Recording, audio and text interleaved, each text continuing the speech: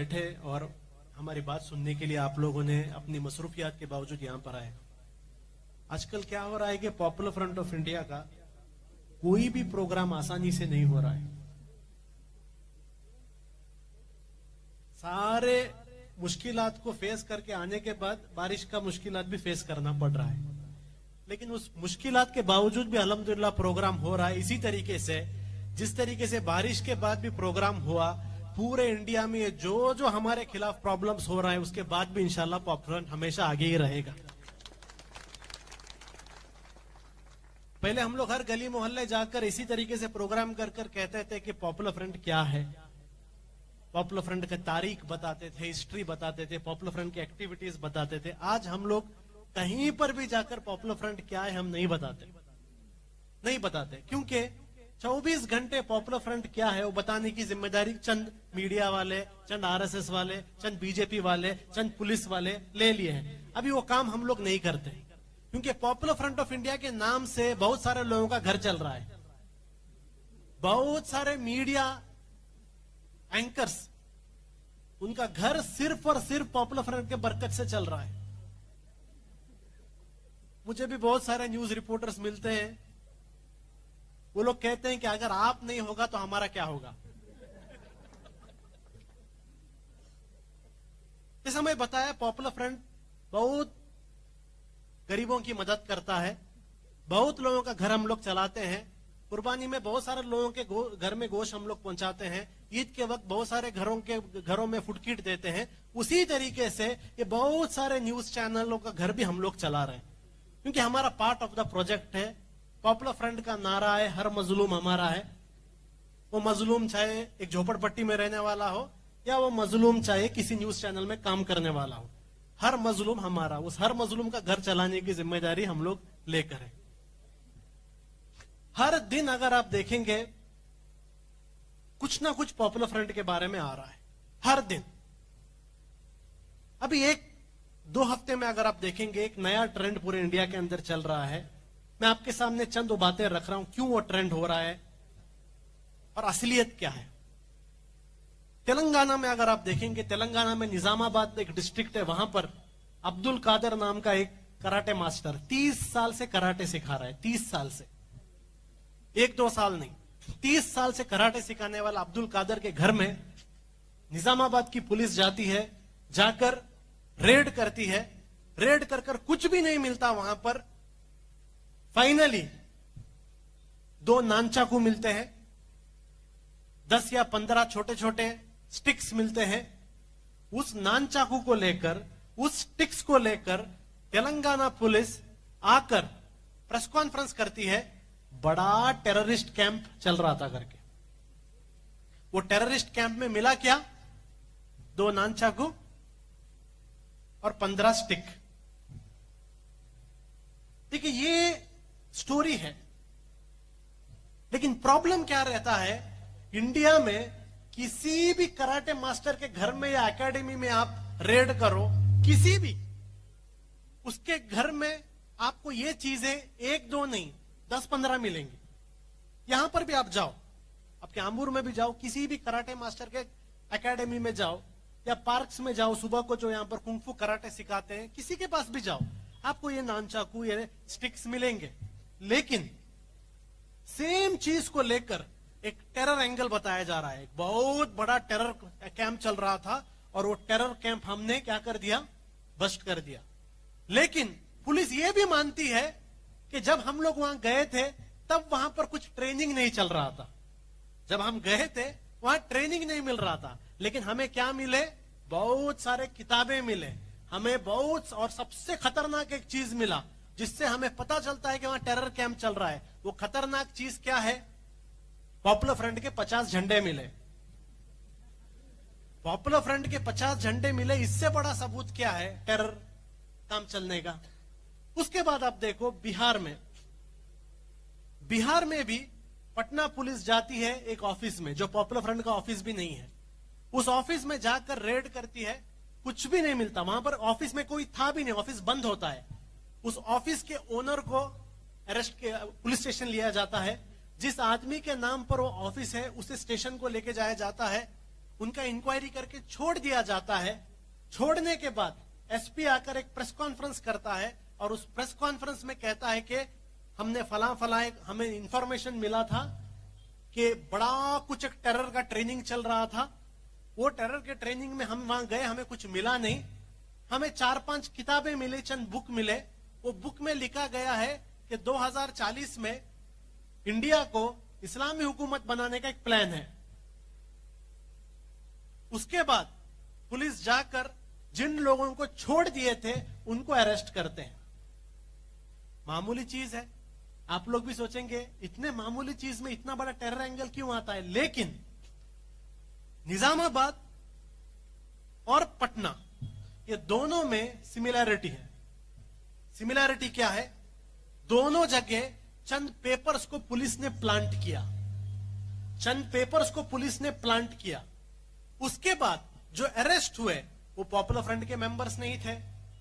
जिन लोगों को शुरू में अरेस्ट किया गया वो पॉपुलर फ्रंट के मेंबर्स नहीं थे, लेकिन उस एफआईआर में पॉपुलर फ्रंट के सारे अलग अलग डिस्ट्रिक्ट के लीडर्स, जो लोग उस डिस्ट्रिक्ट में आए भी नहीं थे, उनका नाम भी एफआईआर में डाला जाता है और उन्हें अरेस्ट करने की कोशिश की जाती है। अब एक चीज निजामाबाद में हो रहा है, सेम टू सेम चीज पटना में हो रहा है। हो सकता है सेम टू सेम चीज कल तमिलनाडु में हो, कल महाराष्ट्र में हो, हर जगह हो। इसका मतलब क्या है? इसका मतलब ये निजामाबाद की पुलिस ने नहीं किया या वहां पर पटना की पुलिस ने नहीं किया। ये किसी एक टेबल में प्लान होकर पूरे इंडिया के पुलिस को, पूरे इंडिया के एजेंसीज को ये ऑर्डर दिया जा रहा है कि आप इस तरीके से पॉपुलर फ्रंट को फ्रेम करो। यह आप लोगों को समझना चाहिए, ये आप लोगों को समझना है। ये direct ministry of home affairs MHA से आता है, डायरेक्ट सेंट्रल गवर्नमेंट से आ रहा है। स्टेट में कोई भी गवर्नमेंट हो, वहां पर TRS की गवर्नमेंट है, वहां पर JDU की गवर्नमेंट है, कोई भी गवर्नमेंट हो, लेकिन उस गवर्नमेंट के पुलिस के ऊपर सेंट्रल गवर्नमेंट का एक प्रेशर होता है कि हम जिस तरीके से बोल रहे हैं उस तरीके से करो। ये IPS ऑफिसर्स को भी सेंट्रल गवर्नमेंट की बात माननी पड़ती है, क्योंकि IPS ऑफिसर्स को अगर जिंदगी में प्रमोट होना है, आगे जाना है, सेंट्रल गवर्नमेंट की उन्हें जरूरत है। सेंट्रल गवर्नमेंट के खिलाफ वो जा नहीं सकते, होम मिनिस्ट्री के खिलाफ IPS ऑफिसर्स भी जा नहीं सकते। इन IPS ऑफिसर्स पर सेंट्रल गवर्नमेंट का प्रेशर होता है कि केस क्रिएट करो। उदयपुर में 2 लोगों ने मिलकर एक आदमी का कत्ल किया। उसके बाद पूरे मुसलमानों का नाम खराब कर दिया गया। फिर न्यूज में आता है कि जो 2 लोग इस कत्ल में शामिल थे वो बीजेपी के पोलिंग एजेंट थे। क्या थे? पोलिंग एजेंट थे। वो लोग बीजेपी के लीडर्स के साथ उठते बैठते रहते थे, लेकिन कंप्लीट इस चीज को, इस एंगल को डिनाई किया गया। अमरावती महाराष्ट्र में जिस शख्स पर इल्जामात है कि जिसने मर्डर किया है, उसका फेसबुक जब चेक किया जाता है, फेसबुक में पता चलता है कि वहां का एक प्रो बीजेपी, यानी जिसने अभी इंडिपेंडेंट है लेकिन इस बार बीजेपी के साथ जो था, उस आदमी के इलेक्शन कैंपेन में उसने काम किया। जम्मू में टेररिज्म के नाम पर 2 लोगों को अरेस्ट किया जाता है। कहते हैं कि ये लश्कर ए तोयबा के लोग हैं। उस लश्कर ए तोयबा के लोग का जब बैकग्राउंड इंक्वायरी होता है, पता चलता है वो कि बीजेपी का IT सेल का इंचार्ज है। जब पूरी तरीके से RSS बीजेपी का लिंक उदयपुर में क्लियर है, अमरावती में क्लियर है, जम्मू में क्लियर है, और 2 दिन पहले यूपी में लुलु मॉल, एक बहुत बड़ा मॉल ओपन हुआ था, उस मॉल के अंदर चंद लोग जाके नमाज पढ़ते हैं। वो नमाज 18 सेकंड में कंप्लीट हो जाती है। कितने सेकंड्स में? 18 सेकंड में। हमारे मुसलमानों में चंद ऐसे लोग रहेंगे जो जिंदगी में कभी मस्जिद को नहीं गए, उसे भी जाकर पूछे, भाई जिंदगी में तू एक बार नमाज पढ़ना कितना टाइम लगते हैं? 5 मिनट होना करके बोलेंगे उन्हें। और ऐसे लोग जो लुलु मॉल में जाकर 18 सेकंड में नमाज कंप्लीट करते हैं, वीडियो लेते हैं और चले जाते हैं, पूरी तरह इल्जामात मुसलमान ये कर रहे हैं, वो कर रहे हैं। लेकिन आज पता चला है ये भी इनका ही कॉन्स्पिरेसी है, लेकिन कोई भी उस लिंक को चेक नहीं करता। मैं ये बातें आपके सामने इसलिए बोल रहा हूं क्योंकि पूरे इंडिया में मुसलमानों के अंदर भी एक मिजाज बन गया है। वो मिजाज क्या है? कहीं पर भी इंडिया में कहीं पर भी कुछ हो, पुलिस आकर कहती है, गवर्नमेंट आके कहती है, मुसलमानों ने कहा, हमारे चंद बड़े बड़े बेवकूफ लोग, कुछ पता नहीं इंडिया में क्या चल रहा है, कुछ पता नहीं इंडिया में क्या चल रहा है, लेकिन जजमेंट पास कर देते हैं। हमारे लोग बराबर नहीं, हमारे जो लोग पूरा प्रॉब्लम क्रिएट करते हैं, हमारे लोगों को घर में आराम से बैठने नहीं होता क्या? वैसे बेवकूफों को यह समझना चाहिए कि इंडिया में जो भी हो रहा है, आप ऐसा मत समझिए कि मुसलमान कर रहे हैं, इसके पीछे आरएसएस का साजिश है। आरएसएस का एक विंग है, जिस विंग का नाम मुस्लिम राष्ट्रीय मंच है। मुस्लिम राष्ट्रीय मंच उसका नाम है। क्यों बनाया गया मुस्लिम राष्ट्रीय मंच? आपको पता है मुस्लिम राष्ट्रीय मंच के पीछे कौन है? आरएसएस ने किसको जिम्मेदारी दी है मुस्लिम राष्ट्रीय मंच बनाने के लिए? इंद्रेश कुमार को। इंद्रेश कुमार कौन है? अजमेर दरगाह में एटीएस और एनआईए के चार्जशीट में जिसका नाम था वो इंद्रेश कुमार, आरएसएस का national executive committee member Indresh Kumar. Ajmer दरगाह में उसका इशू में उसका नाम था। मक्का मस्जिद ब्लास्ट में सीबीआई ने जिसका इंक्वायरी किया, वो इंद्रेश कुमार जो एक डूबियस कैरेक्टर था, जिसका एनआईए ने इंक्वायरी किया, जिसका एटीएस ने इंक्वायरी किया, वो इंद्रेश कुमार आकर मुसलमानों के अंदर मुस्लिम राष्ट्रीय मंच नाम का एक संगठन बनाता है। और पता चलता है यहां वहां जो जो ये इंसिडेंट्स हो रहे हैं, उन इंसिडेंट्स का मुस्लिम राष्ट्रीय मंच के साथ लिंक है। लेकिन हमारे बहुत सारे पढ़े लिखे बेवकूफ ये कहते हैं हमारे च लोग ये करते हैं। मैं इसलिए बता रहा हूं क्योंकि जब इस तरीके का एक वर्जन आपके सामने पुलिस लाती है, मीडिया लाती है, पॉपुलर फ्रंट के बारे में जब ऐसी बातें आते हैं, चंद लोग कहते भी हैं, क्यों पॉपुलर फ्रंट खामोश नहीं बैठ सकती क्या? खामोश नहीं बैठ सकती क्या? मैं उनसे कहना चाहता हूं, जिस दिन पॉपुलर फ्रंट खामोश बैठी ना, बहुत सारे मुसलमानों की आवाज चली जाएगी। जिस दिन पॉपुलर फ्रंट खामोश हो गई, किसी मुसलमान का घर भी जल गया, कोई बात करने वाला नहीं रहेगा। डंके के चोट पे कहते हैं,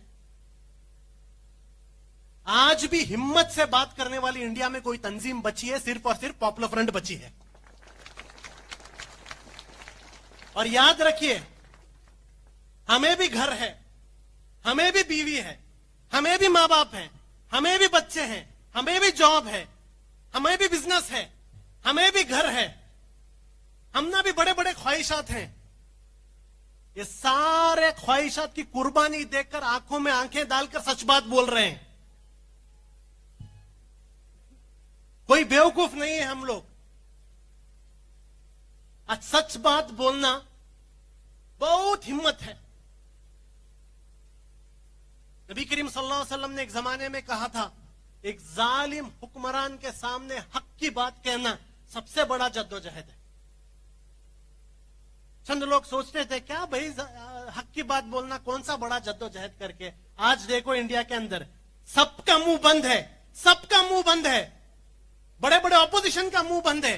ऐसे टाइम पर गली से लेकर हर बड़े बड़े शहर तक अगर इस बीजेपी, इस आरएसएस के जुल्म के खिलाफ बात करने वाली कोई तंजीम है, वो सिर्फ पॉपुलर फ्रंट ऑफ इंडिया है। बहुत हिम्मत चाहिए बातें बोलने के लिए। ये बातें बोलने की वजह से हमारे मेंबर्स जेल में हैं। वो मेंबर्स को भी घर है, उनको भी फैमिली है, उनको भी बच्चे हैं, उनको भी सपने हैं। बेकार रास्ते में चलने वाले नहीं हैं, सब है उनका। जेलों में डाला गया है। अंशद भी फिरोज नाम के हमारे 2 मेंबर 2 साल से यूपी के जेल में। और बेकार कौन से केस बना के हमारे मेंबरों को जेलों में डाला गया। क्या समझे बेकार लोग? क्या कुछ काम धंधा नहीं? क्या बेकार लोग हैं, वहां फिरते रहते, कुछ काम नहीं, चलो भाई जानते जेल में? नहीं। उनके सामने भी, हमारे जो मेंबर जेलों के अंदर है ना, उनके सामने भी 2 ऑप्शन था। एक ऑप्शन क्या मालूम? मैं, मेरी बीवी, मेरे बच्चे, मेरा बिजनेस, मेरा घर करके आराम से बैठना, उनके सामने भी ऑप्शन था। दूसरा ऑप्शन यह था कल जाके अल्लाह और अल्लाह के रसूल को चेहरा दिखाना। अल्लाह और अल्लाह के रसूल को जाके चेहरा दिखाना कि जब पूछेंगे कि तुम्हारे आंखों के सामने इतना जुल्म हो रहा था, क्या कर रहे थे, उस वक्त जवाब देने के लिए उन्होंने सोचा अगर जो भी प्रॉब्लम आया आने दो, लेकिन कल जाके अल्लाह और अल्लाह के रसूल को चेहरा दिखाना हमें।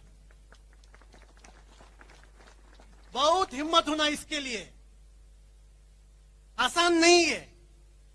और ऐसा भी मत सोचिए पूरे बेकार निकम्मों की तंजीम, नौजवानों की तंजीम नहीं।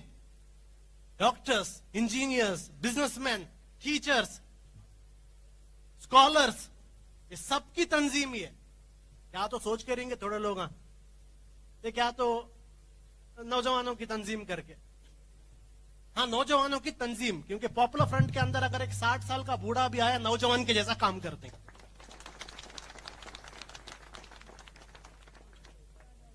तो इस तरीके से टारगेट किया जा रहा है। उसकी रीजन भी है क्योंकि हक की बात बोल रहे हैं, जो जुल्म चल रहा है उसको जुल्म बोल रहे हैं, पॉलिश करके बात नहीं कर रहे हैं, पॉलिशिंग नहीं कर रहे। और इसलिए इतने पूरे आफत है हमारे ऊपर हम लोग डाल रहे हैं। तेलंगाना में, बिहार में आप देखें हर जगह इस तरीके से हो रहा है। पर आप लोग भी सोचो, क्या गवर्नमेंट के सामने दूसरे काम नहीं? क्या इंडिया की इकोनॉमी पूरी तरीके से बर्बाद हो गई है। चाइना हर दिन इंडिया को प्रॉब्लम क्रिएट करने की कोशिश कर रहा है। आप देखेंगे हमारे नेबरिंग में जितने कंट्री हैं उन सारे कंट्रीज पर चाइना ने इनडायरेक्ट कंट्रोल कर दिया है। बांग्लादेश का जो स्टॉक एक्सचेंज है उस पर चाइना का कब्जा है। इधर आप अगर आएंगे श्रीलंका, आप देखें वहां के पूरे पोर्ट्स पे चाइना का कब्जा है। मालदीव्स में अगर आप जाओ, मालदीव्स में कितना का कितना आइलैंड्स चाइना खरीद लिया है। पाकिस्तान में आप जाओ, पूरा का पूरा पाकिस्तान में चाइना का कंट्रोल है। नेपाल में आप जाओ, नेपाल में अगर आप देखेंगे पूरे चाइना का कंट्रोल है। भूटान में अगर आप जाकर देखो, भूटान में पूरा के पूरा प्रोजेक्ट्स चाइना के चल रहे हैं। इतना एक प्रॉब्लम चाइना क्रिएट कर रहा है बाहर से। इंडिया के अंदर अगर आप देखेंगे अनएम्प्लॉयमेंट ज्यादा, बेरोजगारी ज्यादा, इकोनॉमी डाउन, महंगाई बढ़ गई। ये सारे प्रॉब्लम के बावजूद गवर्नमेंट को चाहिए था इन प्रॉब्लमों को सॉल्व करना। फिर भी अगर आप देखते हैं ये बीजेपी आरएसएस के लोग हर दिन फुल टाइम अगर कुछ एक काम कर रहे हैं, वो काम सिर्फ और सिर्फ पॉपुलर फ्रंट को टारगेट करना है। क्यों? क्यों? इतने सारे प्रॉब्लम है हमारे मुल्क में, लेकिन उन प्रॉब्लम के पीछे गवर्नमेंट नहीं जा रही, पॉपुलर फ्रंट के पीछे आ रही है। क्यों? वो इसलिए क्योंकि आज इंडिया में बीजेपी आरएसएस ने यह मान लिया है कि इंडिया में अगर उनके लिए सबसे बड़ा ऑपोजिशन कोई है तो opposition popular front of India है। और ये ऑपोजिशन कैसी है? ये ऑपोजिशन सिर्फ किसी एक धर्म के लिए नहीं करती, सिर्फ मुसलमानों के लिए आवाज नहीं उठाती। अगर एक किसान का भी हक छीना जाए, सबसे पहले पॉपुलर फ्रंट रहती है उसके आवाज के लिए। अगर एक दलित के साथ भी कुछ प्रॉब्लम हुआ, पॉपुलर फ्रंट उसके लिए भी होती है। अगर एक आदिवासी के साथ भी कुछ हुआ, पॉपुलर फ्रंट उसके लिए भी होती है। और इसलिए आज इंडिया का सबसे बड़ा ऑपोजिशन, मैं बताता हूं, सबसे बड़ा ऑपोजिशन, हमारे पास एमपी नहीं, हमारे पास एमएलए नहीं, हम पॉलिटिकल पार्टी भी नहीं, कुछ भी नहीं, फिर भी आज इंडिया में सबसे बड़ा ऑपोजिशन जो है पॉपुलर फ्रंट ऑफ इंडिया है। और इसके लिए 24/7 आप देखेंगे, 24/7 बीजेपी और आरएसएस पॉपुलर फ्रंट को टारगेट करने के लिए काम कर रहे हैं।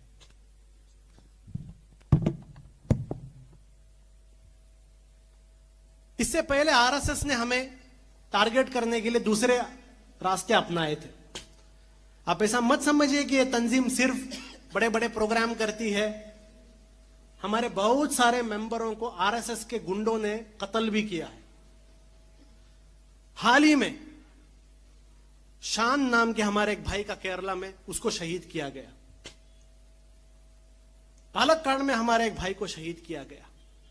कर्नाटक में किया गया। ऐसा नहीं है कि ये तंजीम जो है सिर्फ ऐसे प्रोग्राम करके, ताली मार के, नारेबाजी करने वाली नहीं, खून भी गया है हमारा। लेकिन आरएसएस ने सोचा था कि इनके मेंबरों को टारगेट करके ये पूरी की पूरी तंजीम को क्या होगा, दबा देंगे, ये डर कर अपने अपने घरों के अंदर छुप जाएंगे। लेकिन पॉपुलर फ्रंट का डीएनए ऐसा है, जब जब हमारा एक एक भाई शहीद हुआ है, पॉपुलर फ्रंट का हर एक मेंबर 100 टाइम ज्यादा एक्टिव हुआ है। और आरएसएस बीजेपी ने इस बात को समझ लिया है कि इनको इस तरीके से टारगेट करके कुछ नहीं होता, और आरएसएस ने हार मान ली है। उसके बाद अभी आरएसएस ने कॉन्ट्रैक्ट एनआईए को दिया है, कॉन्ट्रैक्ट ईडी को दिया है, कॉन्ट्रैक्ट इनकम टैक्स को दिया है, कॉन्ट्रैक्ट अलग अलग अलग स्टेट्स में पुलिस को दिया है, एटीएस को दिया है कि भाई हमसे पॉपुलर फ्रंट रुक नहीं सकती। हम बहुत कोशिश की इनको रुकने के लिए, हमारे से इनको रोका नहीं जा सकता, अभी आप लोग रोको। और इसलिए आप देख रहे हैं ये पूरा एक कैंपेन हमारे अगेंस्ट चलाया जा रहा है। लेकिन हमें, मैं सच बताता हूं, हमें उतना फिक्र नहीं है, हमें उतना फिक्र नहीं है। लोग पूछ रहे हैं आपके खिलाफ इतना कुछ चल रहा है, फिर भी आप ऐसे प्रोग्राम करते बैठे हैं। भाई आप थोड़े दूसरे काम करो, अपने आप को बचाओ। इतना चल रहा है आपके खिलाफ और अभी यहां पर आप आकर एक मोहल्ले में प्रोग्राम कर रहे हैं। देखिए, हमें नबी करीम सल्लल्लाहु अलैहि वसल्लम की वो हदीस याद है जिसमें आप सल्लल्लाहु अलैहि वसल्लम ने फरमाया, अगर तुम्हारे सामने कयामत आ रहा है, तुम्हारे आंखों के सामने कयामत आ रहा है और तुम्हारे हाथ में एक पौधा है, तो कयामत की फिक्र मत करो, उस पौधे को बो। तो हमारे सामने क्या प्रॉब्लम आया तो हम उस प्रॉब्लम की फिक्र नहीं करते, हमारा जो एजेंडा है हम उस एजेंडा को आगे लेके ही जाएंगे। इतने इल्जामात आए, पॉपुलर फ्रंट होना ही क्राइम है। अभी हाल ही में एक 2 साल पहले मुझे अजमेर में बुलाया गया था। अजमेर के दरगाह के चंद खादिमों ने इनवाइट किया था कि आप आओ। मैं गया था, मैं और मेरे साथ चंद साथी गए थे अजमेर दरगाह को। जब हम लोग अजमेर दरगाह को गए, वहां के लोगों ने हमें फेलिसिटेट किया, हमें इज्जत दी, इज्जत देके हमें जियारत कराए और पूरे मीडिया के सामने हमारी तारीफ की, पॉपुलर फ्रंट की तारीफ की।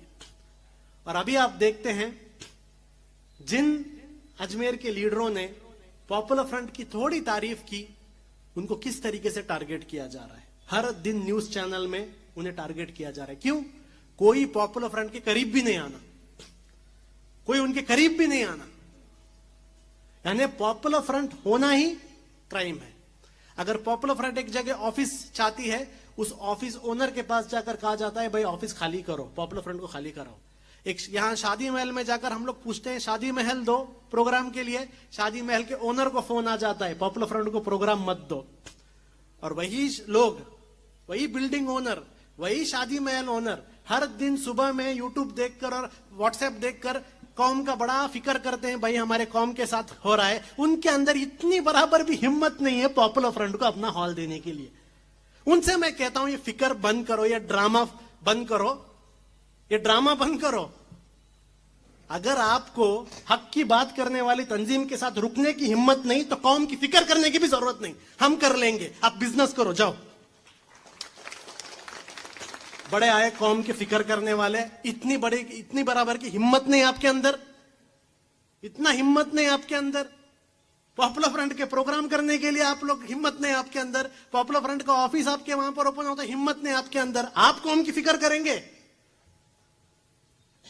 अभी इंडिया में मुझे किसी ने कहा आपके शहर में भी चंद बड़े बड़े रईस लोग मलेशिया, तुर्की, यूरोप का वीजा बना रहे हैं, वीजा नहीं सिटीजनशिप ले रहे हैं, सिटीजनशिप ले रहे हैं।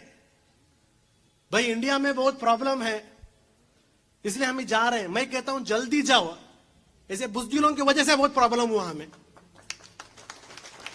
जल्दी जाओ, यहां रह के भी कुछ फायदा नहीं, जल्दी जाओ।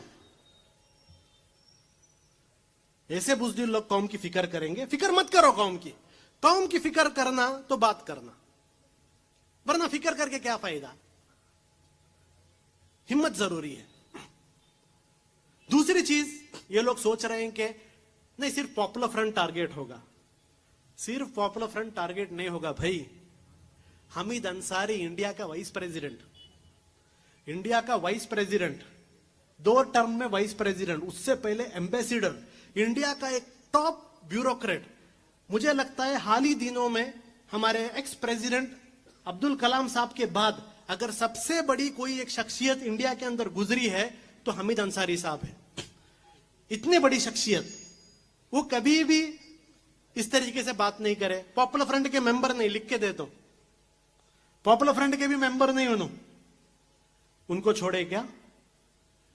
कल सारे बीजेपी के स्पोक्स पर्सन आकर कह रहे थे कि इंडिया की जासूसी कर रहे थे, आईएसआई के साथ काम कर रहे थे। जब उनको नहीं छोड़े, कलीम सिद्दीकी साहब एक बहुत बड़े आलिम, दीन की दावत और तबलीग का काम करते थे, पॉपुलर फ्रंट के मेंबर नहीं उनको छोड़े क्या? 1.5 साल से जेल में है।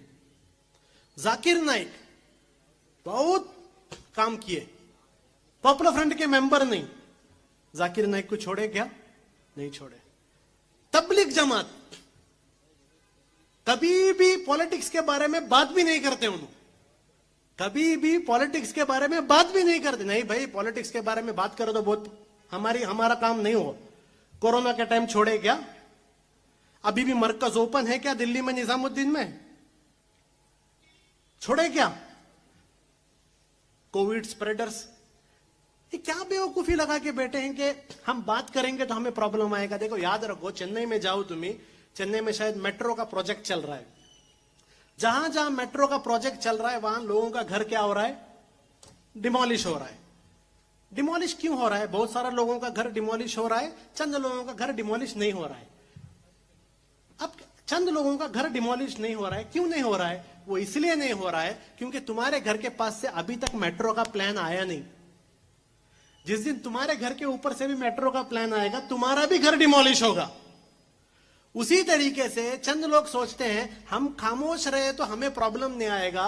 उनसे मैं कहता हूं, आप खामोश रहने से प्रॉब्लम में बचने वाले नहीं। जिस दिन आप उनके प्लान के बीच में आ जाएंगे, आपको भी टारगेट किया जाएगा।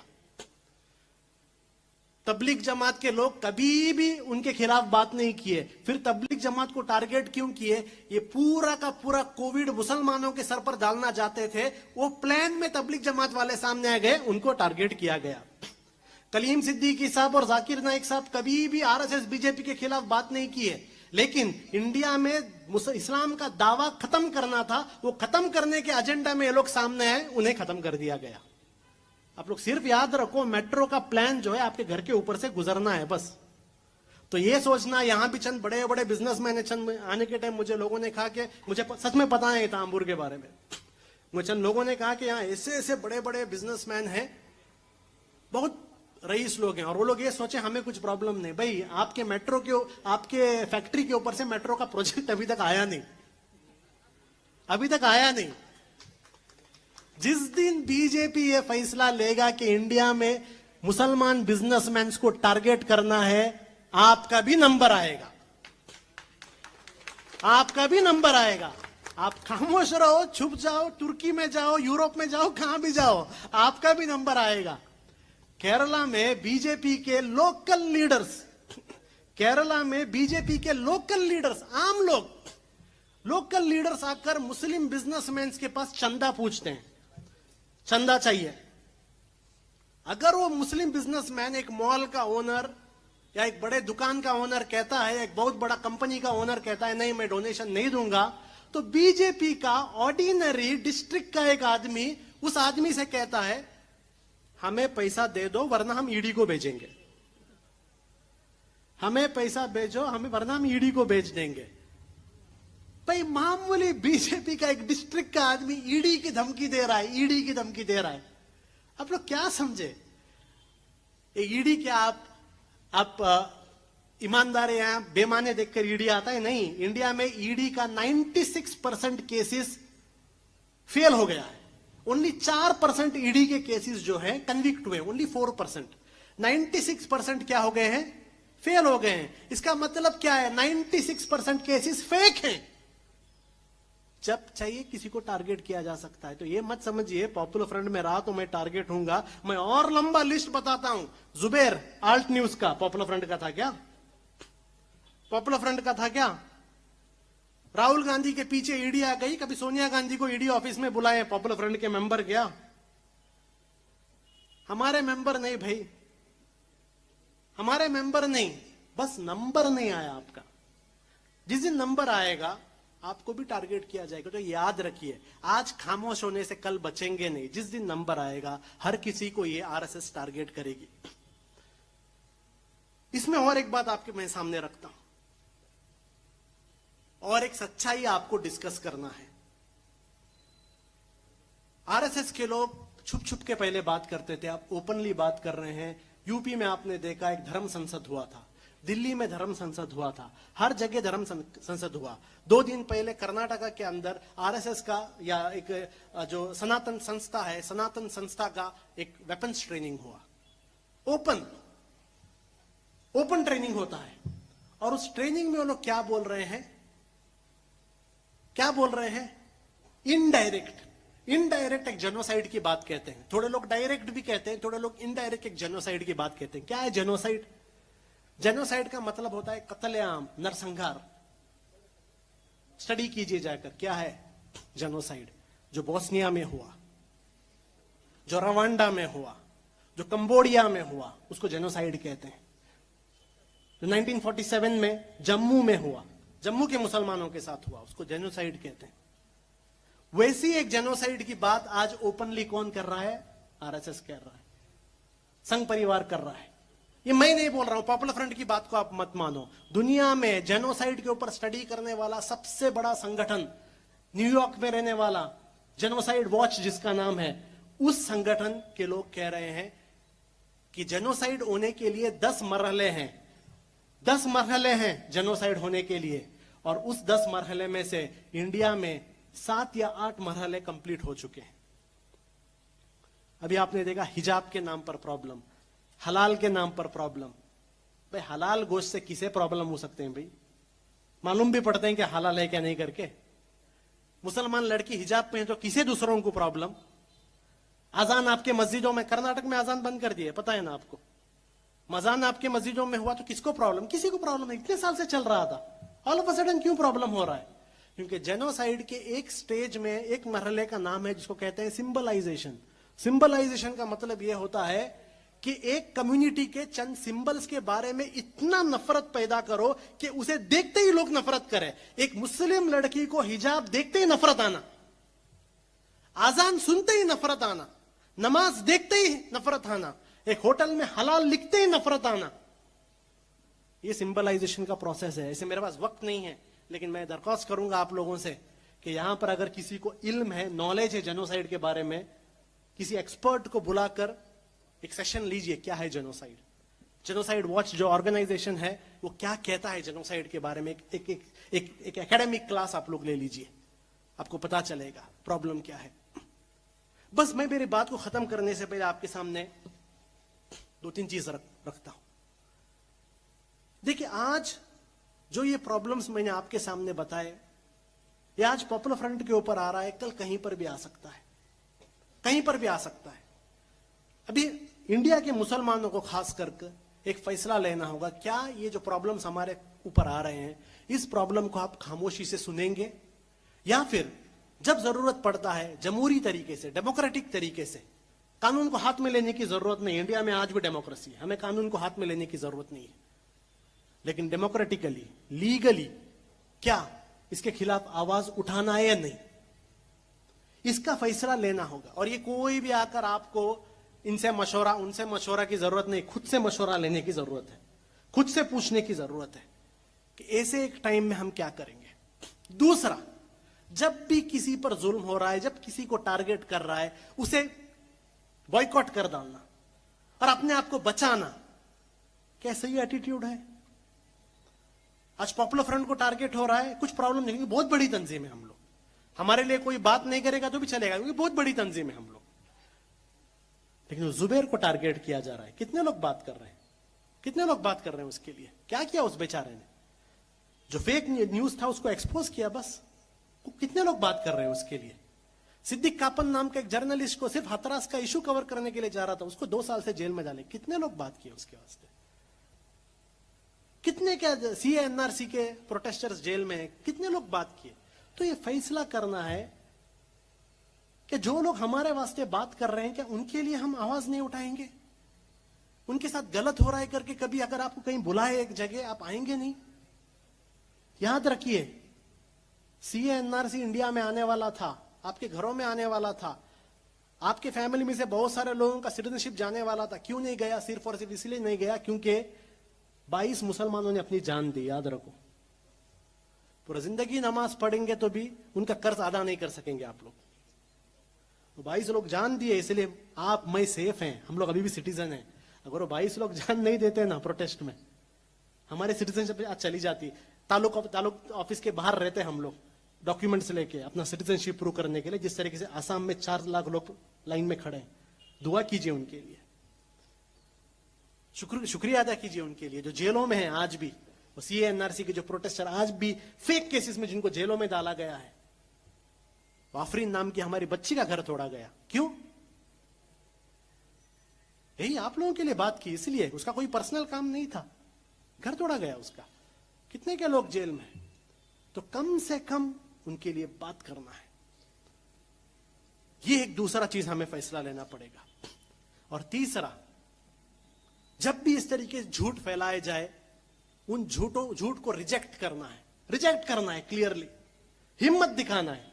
आपको बोलेंगे पॉपुलर फ्रंट के प्रोग्राम में मत आना, जब आप जाते हैं इससे बड़ी हिम्मत नहीं। आज बिहार में वो लोग इतना बड़ा हमारे खिलाफ काम कर रहे हैं, निजामाबाद में इतना बड़ा हमारे खिलाफ काम कर रहे हैं, उसके बावजूद भी अल्हम्दुलिल्लाह आज आप यहां पर आए। आज आप लोगों ने आरएसएस को ही नहीं, नागपुर को ही नहीं, ये बड़े बड़े प्लान करने वाले लोगों को आज आपने बता दिया है कि आपकी हिम्मत क्या है। यह है हिम्मत। जब वो लोग आपको डराने की कोशिश करते हैं फिर भी आप आते हैं, बारिश आया फिर भी आप आए, यह हिम्मत है। इस हिम्मत को जिंदा रखिए। पॉपुलर फ्रंट ऑफ इंडिया की तरफ से मैं कहना चाहता हूं, हमेशा इंशाअल्लाह हमेशा पहले सफ में हम रहेंगे, हमेशा रहेंगे इंशाअल्लाह। ये चंद लोग हमसे कहते हैं कि आप लोग थोड़ा अपने आप को प्रोटेक्ट करो, साइलेंट हो जाओ। हम लोग उनको कहते हैं कि एक जहाज के लिए सबसे महफूज जगह क्या है? किनारा है। एक जहाज के लिए सबसे महफूज जगह किनारा है, लेकिन जहाज किनारों के लिए नहीं बनी, जहाज समुद्र के लिए बनी है। इतने बड़े जहाज को लेके आकर किनारे में बांध के रखेंगे तो जहाज की जरूरत क्या? जहाज को तो समुद्र में रहना। उसी तरह इतनी बड़ी तंजीम बनाकर ऑफिस के अंदर बैठ जाएंगे तो इतनी बड़ी तंजीम की जरूरत क्या? ये तंजीम बनाए आवाज उठाने के लिए, हक की बात करने के लिए। और जो भी इल्जामात हमारे पर आ रहे हैं, आप लोग देख के रहेंगे, इन इल्जामात से हम डर नहीं रहे, हम इसे फिक्र भी नहीं कर रहे। हमें फिक्र सिर्फ एक इल्जाम पर हुआ। सच बात, मेरी बात खत्म करता हूं। हमें फिक्र सिर्फ एक इल्जाम से हुआ था। वो इल्जाम क्या था? चंद दिन पहले किसी ने कहा पॉपुलर फ्रंट आरएसएस की जैसी एक तंजीम है। मैं कहता हूं इससे बड़ी गाली कौन सी भी नहीं है। अगर कोई हमें कहता है आरएसएस के जैसे हैं, वो हमारे लिए बहुत बड़ी गाली है। क्योंकि नथुराम गोडसे पॉपुलर फ्रंट का मेंबर नहीं था। 3 बार बैन होने वाली संगठन आरएसएस है, पॉपुलर फ्रंट नहीं।